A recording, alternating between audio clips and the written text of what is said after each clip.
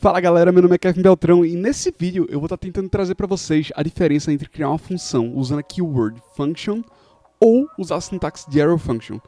Qual a diferença entre as duas, qual usar. Antes de começar esse vídeo, eu já vou pedir para vocês se inscreverem nesse canal, porque só tem uma pequena porcentagem de vocês que estão inscritos enquanto assistem aos vídeos. Além de se inscrever, se vocês puderem dar like nesse vídeo, vai me ajudar pra caramba, ajudar o vídeo a chegar a outras pessoas. E quem quiser também me seguir no Instagram é o @kevbeltrão. Vivo postando dica por lá, postando algumas outras coisas. Mas sem muita enrolação, bora pro vídeo. Então, primeiramente eu quero mostrar pra vocês como é que se declara uma função usando a keyword function. Escrevendo a palavra function e dando o nome que eu quero a essa função. Vou chamar de func1, por exemplo. E depois eu abro o escopo dela usando chaves. Aqui, só para usar o exemplo, vou dar um console log em A. Vamos chamar aqui embaixo, func1. Saída tranquila, né? Vamos até deixar uma função um pouquinho melhor. O nome dela vai ser soma1. Ela vai receber dois parâmetros, ou seja, valores que eu vou passar para a função. E ela vai me retornar essa soma. Eu vou guardar essa soma em resultado. E vou dar um console log em resultado. Beleza? O que é que está acontecendo aqui? Não estou passando valor nenhum. Undefined mais undefined dá not a number. Está tentando somar dois valores que não são números. Passei dois valores arbitrários aqui, 3 e 2. E agora a gente tem o resultado, a soma, que é 5. Beleza. Existe ainda outra forma de declarar uma função usando a keyword function, que é quando a gente vai... É a diferença de function declaration versus function expression. Nesse caso daqui é uma declaração, certo? Mas a gente também pode fazer o seguinte. Vou até duplicar essa função. Vou chamar ela de soma2 agora. Eu vou dizer aqui const soma2 igual a function soma2. E aí ele vai funcionar da mesma forma. Deixa eu colocar aqui embaixo. Tá, mas se funciona da mesma forma, para que eu faria dessa segunda forma? Antes de tudo, hoisting, certo? Function, por si só, quando a gente usa a function declaration, a gente está permitindo o hoisting, que é a gente poder chamar a função antes mesmo dela ser declarada. Então, se eu chamar aqui, dar um console log em soma1, passando 3, 2, eu estou conseguindo, mesmo que eu só declare ela aqui.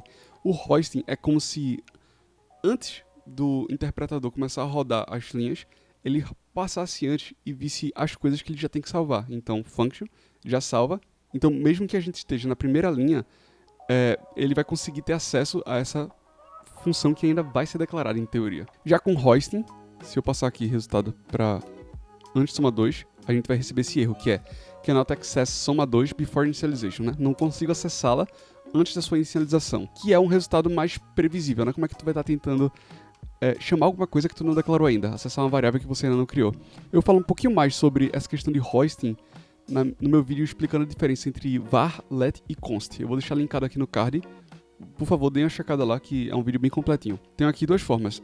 E esse nome aqui, essa função pode ser anônima, tá? Já que eu não vou chamar ela, eu não preciso dar nome. Mas o que algumas pessoas fazem é dar um nome um pouco mais descritivo aqui no segundo. Por exemplo, soma 2 valores. Certo? E aí a gente vai acessar ela com soma 2, mas aqui vai ter como se fosse uma mini descrição dela. E agora vamos para a sintaxe de arrow function. Como é que funciona? Eu vou criar const soma 3 e o valor que eu vou atribuir a ela vai ser parênteses, que é onde eu recebo os parâmetros das funções, certo? E aí o nome arrow function é uma função de seta. Por que seta? A gente vai botar igual e maior que juntos. Parece um caractere só aqui, é por causa da minha fonte. Fica bonitinha como se fosse uma setinha mesmo. Mas isso é um igual e um maior que. E aí eu vou abrir o escopo da função usando chaves. Então, se eu passar aqui A e B e retornar A mais B, a gente vai ver que, se eu substituir aqui por soma 3, vai dar exatamente o mesmo valor. Tranquilo? Isso aqui é uma arrow function. E diferentemente da function normal, eu não tenho como fazer uma function declaration com arrow function. Só tem como fazer assim, atribuindo uma expressão a uma variável. E a gente evita a todo custo o hoisting, certo? Só para mostrar algumas particularidades da ArrowFunction, uma delas é que se eu já quero retornar o valor direto, eu não preciso realmente abrir o escopo assim. Eu posso omitir, remover as chaves e omitir a palavra return, porque ele já vai retornar direto. Então, isso aqui vai dar o mesmo resultado. Vou até copiar, só para ficar as duas formas. E esse aqui vai ser soma 4 agora. E mais uma particularidade sobre a sintaxe da ArrowFunction é que se eu tiver só um parâmetro, eu posso não passar os parênteses. Então, eu vou chamar de negativo essa função.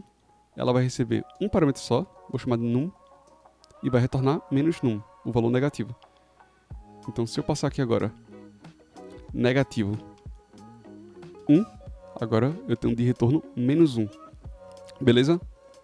Mas apesar disso, eu sempre gosto de passar os parênteses. Eu acho que fica mais fácil de ler e manter um padrão para todas as funções. Só mais uma pequena curiosidade é que nem eu mostrei para vocês, eu posso retornar o valor direto ou eu posso abrir o escopo.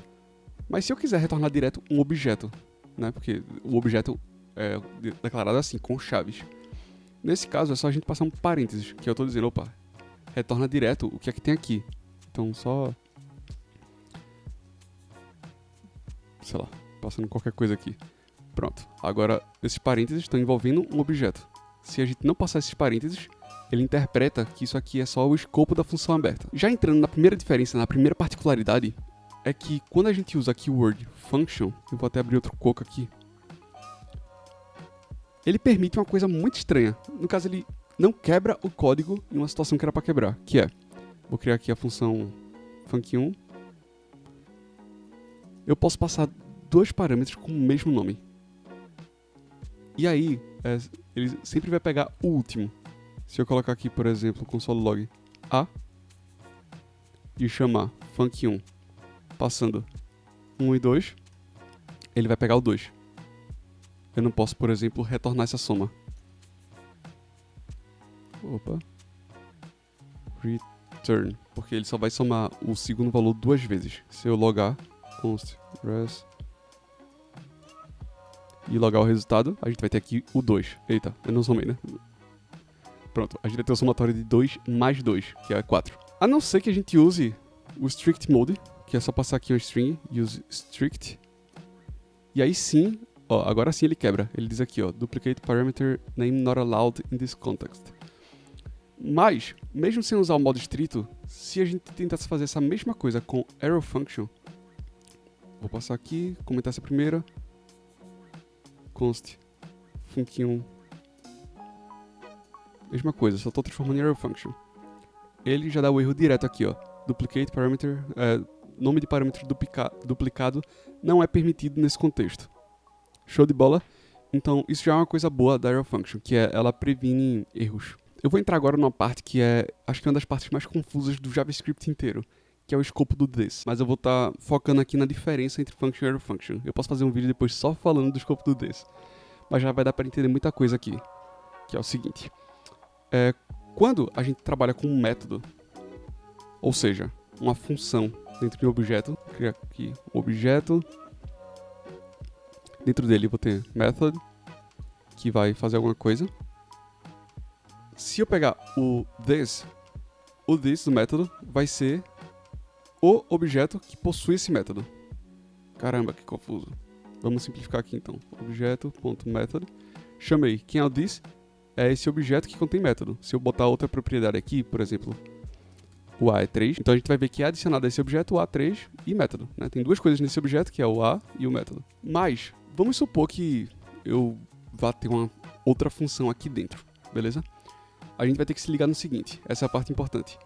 Function cria escopo para o this, certo? O que é que isso significa? Que se eu criar aqui uma function, tô dando qualquer nome, vai dar um console log no this.a, e aqui agora eu vou chamar ele vai retornar undefined. Por quê?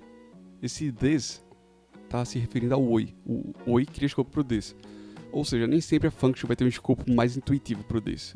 Muita gente usa de argumento para usar ArrowFunction, escopo intuitivo para o this. Por quê? Nesse caso daqui, se eu usar ArrowFunction, então, const oi igual a isso aqui. Aí ele vai tentar pegar o escopo do this da função pai dele, beleza? E o escopo do this de method é o objeto que envolve ele. Eu espero que esteja tranquilo esse daqui. Eu sei que é um pouco confuso, mas qualquer coisa volta o vídeo aí, revê essa parte e manda dúvida nos comentários. Vamos para outra questão aqui, que é constructor. Uma função declarada com function pode funcionar como constructor. Por exemplo, function pessoa.